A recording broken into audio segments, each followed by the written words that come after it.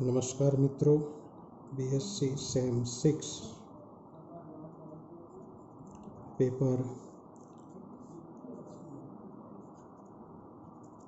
602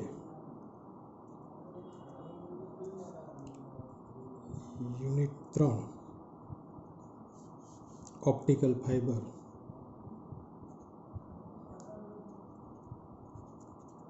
અને હોલોગ્રાફી.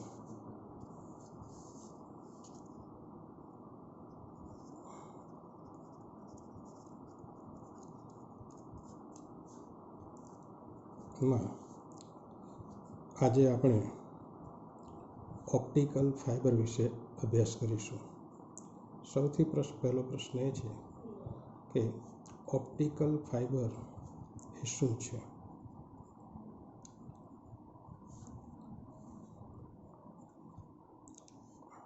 મિત્રો, optical fibre એ કાચ કે સ્વચ્છ પ્લાસ્ટિકમાંથી બનાવેલો વાળ જેવો પાતળો એક તાર છે, એટલે કે એક તંતુ છે. એટલે કેટલીક વખત ઓપ્ટિકલ ફાઇબરને આપણે ગુજરાતીમાં પ્રકાશીય તંતુ તરીકે પણ ઓળખીએ છીએ.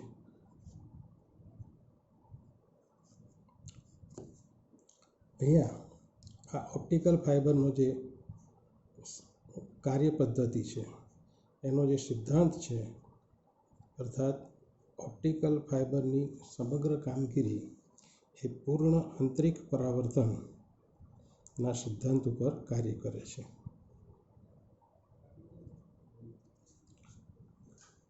ઓપ્ટિકલ ફાઇબર પૂર્ણ આંતરિક પરાવર્તનના સિદ્ધાંત પર કઈ રીતે કાર્ય કરે છે તે સમજવા માટે આપણે સૌપ્રથમ ઓપ્ટિકલ ફાઇબરની રચના કેવી છે તે સમજવાનો પ્રયત્ન કરીશું. મિત્રો, ઓપ્ટિકલ ફાઇબરની બનાવટમાં સૌથી મધ્યનો જે ભાગ છે કે જેનો ડાયામીટર આશરે 50 માઇક્રોનના ક્રમનો હોય છે.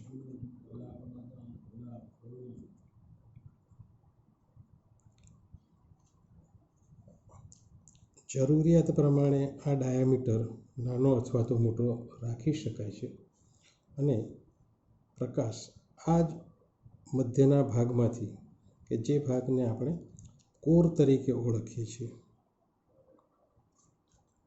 એમાં દાખલ કરવામાં આવે છે. હવે કોરમાં દાખલ થતા પ્રકાશમાં બહાર નીકળી ન જાય તે માટે કોરની ઉપરના ભાગમાં એક બીજું આવરણ ચડાવવામાં આવે છે, જે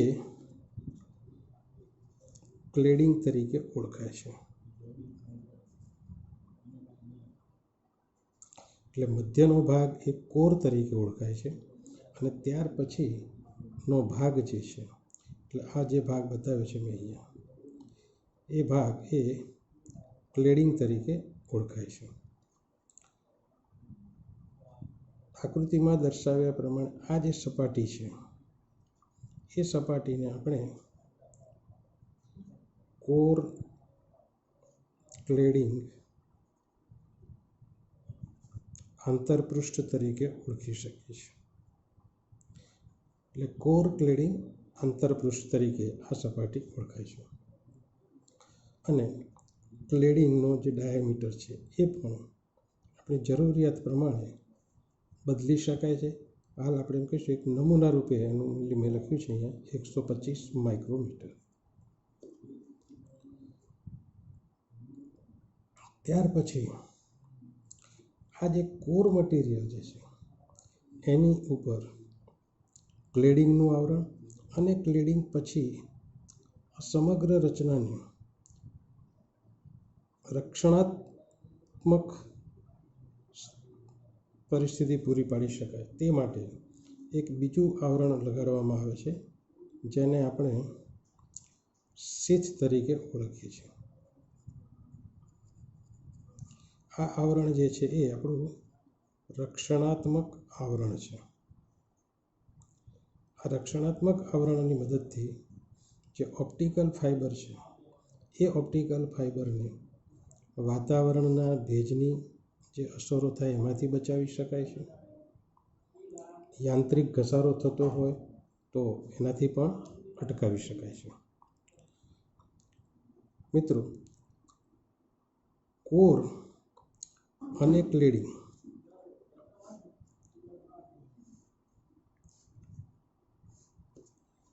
એમાં આ જે વચ્ચેનો જે ભાગ કોરનો ભાગ જે છે એનો વક્રી ભવનાંક આપણે ધારો કે N1 રાખેલો હોય અને ક્લેડિંગ N1 એટલે કોરનો વક્રી ભવનાંક.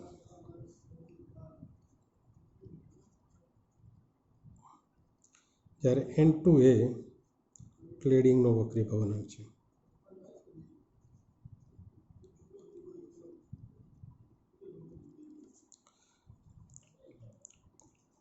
કોર અને ક્લેડિંગના જુદી પાડતી સપાટી એટલે કે કોર ક્લેડિંગ આંતરપૃષ્ઠ પાસે પૂર્ણ આંતરિક પરાવર્તન થઈ શકે તે માટે બંનેના વક્રી ભવનાંકની પસંદગી એવી રીતે કરવામાં આવે છે કે જેથી કરી N1 > N2 આ શરતનું પાલન થાય. બીજા શબ્દોમાં કહીએ તો કોરના વક્રી ભવનાંકનું મૂલ્ય ક્લેડિંગના વક્રી ભવનાંક કરતાં વધારે રાખવામાં આવે છે. આ થઈ મિત્રો ઓપ્ટિકલ ફાઇબરની રચના. ઓપ્ટિકલ ફાઇબરની રચના સમજ્યા પછી આપણો આશય છે કે ક્રિટિકલ એંગલ ઓફ પ્રોપોગેશન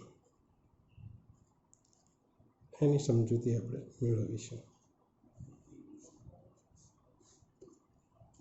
તો આ સમજૂતી મેળવવા માટે આપણે અહીંયા ધારી લઈશું કે આકૃતિમાં આ ભાગ જે મેં બતાવ્યો છે વચ્ચેનો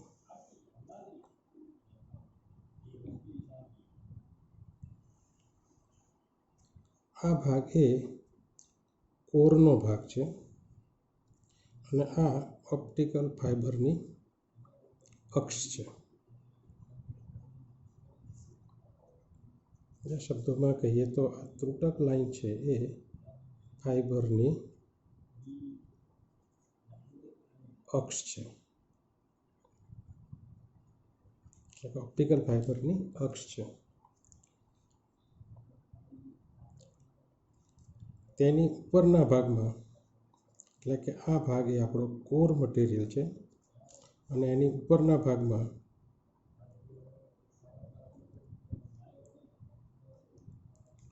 ભાગ જે છે તે ક્લેડિંગ છે.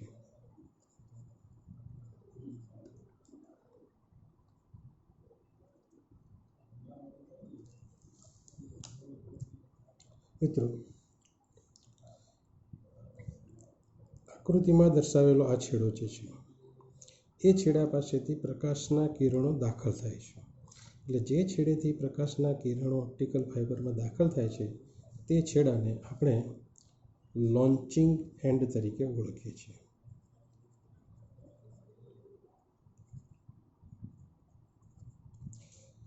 એટલે આ છેડો છે તે લોન્ચિંગ એન્ડ તરીકે ઓળખાય છે. અને હવે આપણે આ ફાઇબરની જે અક્ષ છે એની સાથે જુદો જુદો ખૂણો બનાવતા હોય તેવા પ્રકાશના કિરણો ફાઇબરમાં કઈ રીતે આગળ વધશે તેની ચર્ચા કરીએ.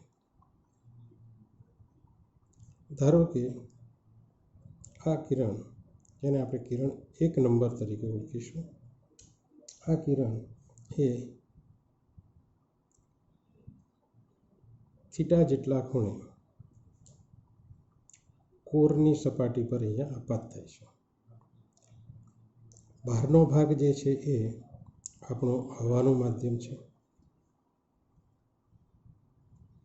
એટલે કે એર મીડિયમ છે અને હવાના માધ્યમ કરતાં કોરનો વક્રી ભવનાંક એ વધારે છે.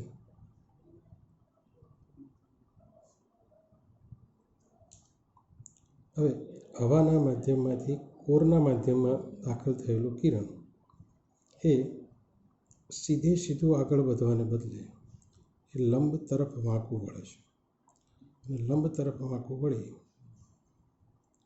ને આ બિંદુ પાસે આપાત થાય છે.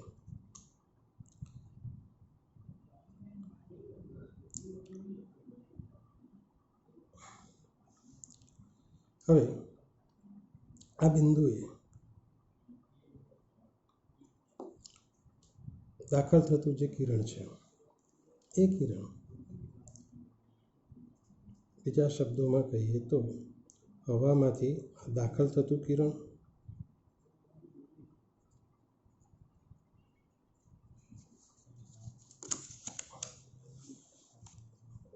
દાખલ થતું કિરણ અહીંથી વક્રીભવન પામી કોરના મધ્યમાં આગળ વધે છે અને એ ડી બિંદુએ જ્યારે આપાત થાય છે ત્યારે એ એવી રીતે આપાત થાય છે કે જેથી કરી અને ડી બિંદુએ વક્રીભવન પામતું કિરણ કોર અને ક્લેડિંગ આ સપાટીને સમાંતર જાય છે. બીજા શબ્દોમાં કહીએ તો આ વક્રીભવન કોણ એ 90 ડિગ્રીનો થાય છે.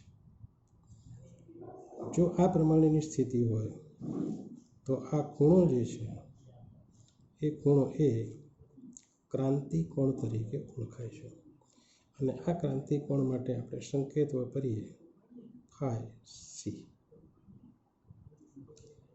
અર્થાત પ્રકાશનું કોરના માધ્યમમાં આગળ વધતું કિરણ આ ડી બિંદુએ કોર ક્લેડિંગની સપાટી પર આપાત થઈ સપાટીને સમાંતર એટલે કે વક્રીભવન કોણ 90 ડિગ્રીનો થાય તે રીતે આગળ વધે છે.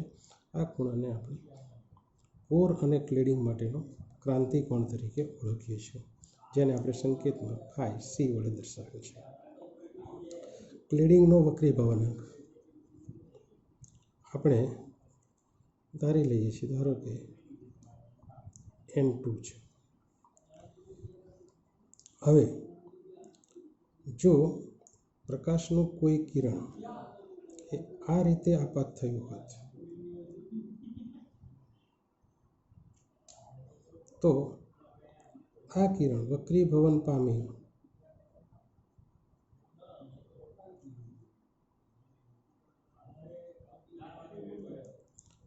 આ બિંદુએ જ્યારે આપાત થાય છે ત્યારે આ ખૂણો ફાઈ સી કરતાં એટલે ક્રાંતિકોણ કરતાં મોટો હોય છે અને પરિણામ એ આવે છે કે આ કિરણ અહીંયા પૂર્ણ આંતરિક પરાવર્તન અનુભવે છે.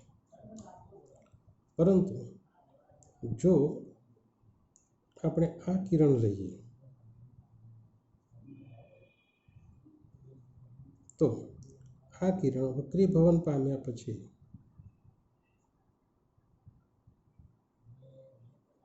જ્યારે અહીંયા આપાત થાય છે ત્યારે આ ખૂણો, બીજા શબ્દોમાં કહીએ તો આ ખૂણો એ ક્રાંતિકોણ કરતાં નાનો થાય છે. ક્રાંતિકોણ કરતાં નાનો થાય છે માટે આ કિરણ હવે એમાં પરાવર્તન પામતું નથી. આવું કિરણ જે છે એ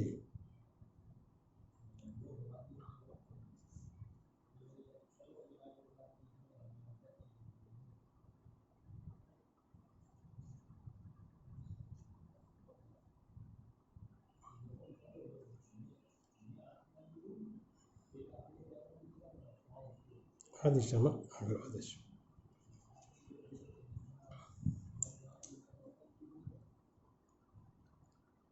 હવે આપણે કહી શકીએ કે જો હવાના માધ્યમનો વક્રીભવનાંક આપણે N0 વડે દર્શાવીએ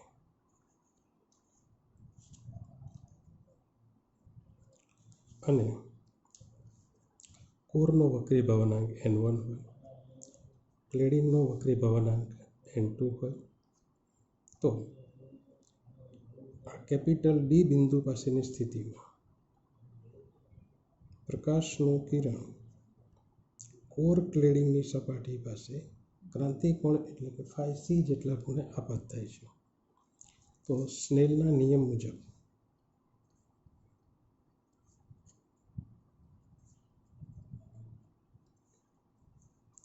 N1 sin phi c બરાબર n2 sin 90 એટલે કે n1 sin phi c બરાબર n2. બીજા શબ્દોમાં કહીએ તો sin phi c બરાબર n2 upon n1 એટલે કે phi c બરાબર sin inverse n2 upon n1. આમ આ રીતે આપણને ક્રાંતિકોણનું મૂલ્ય મળી શકે છે. મિત્રો, અહીંયા આપણે જોઈ શકીએ છીએ કે ક્રાંતિકોણ phi c છે એને અનુરૂપ આ જે ખૂણો છે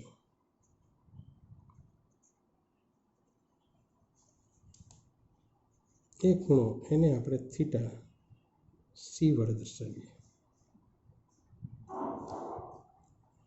તો આપણે જોઈ શકીએ છીએ કે થીટા c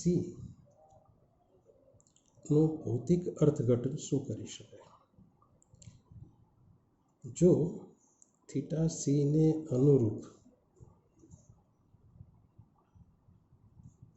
હવાના માધ્યમમાંથી ઓપ્ટિકલ ફાઇબરમાં દાખલ થતા કિરણ માટેનો આપાત કોણ એ થીટા i એટલે કે થીટા ઇનપુટ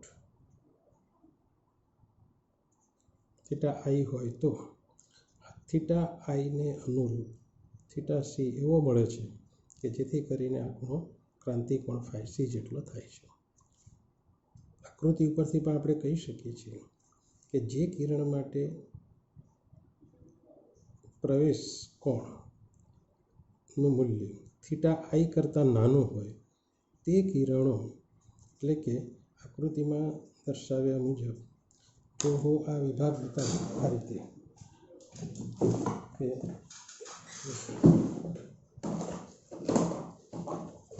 દાખલા તરીકે જો આ વિભાગમાં રહેલા પ્રકાશના કિરણો લઈએ તો અહીંથી દાખલ થતા કિરણો એ આ વિભાગમાં રહેશે અને આ દિશામાં આગળ વધતા બધા જ કિરણો જે છે એ કિરણો ફાઇબરમાં પ્રોપોગેટ થઈ અને આગળ વધી શકે છે. એટલે આ સ્થિતિમાં કહીએ તો એમ કહી શકાય કે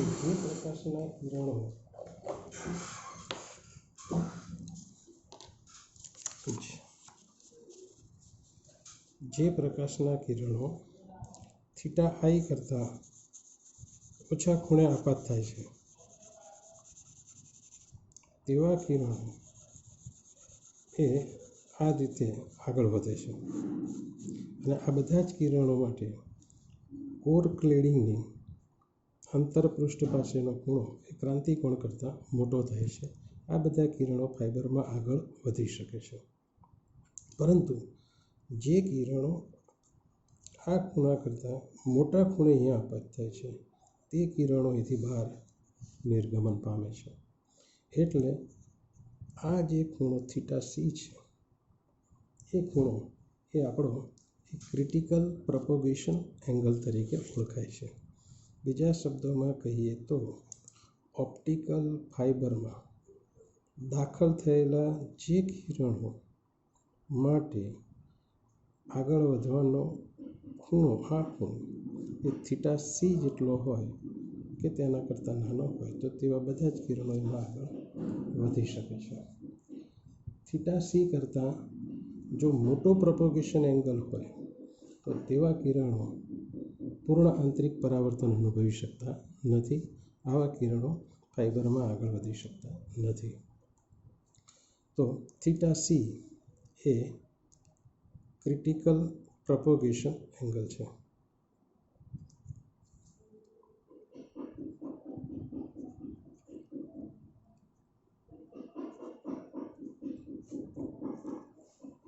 હવે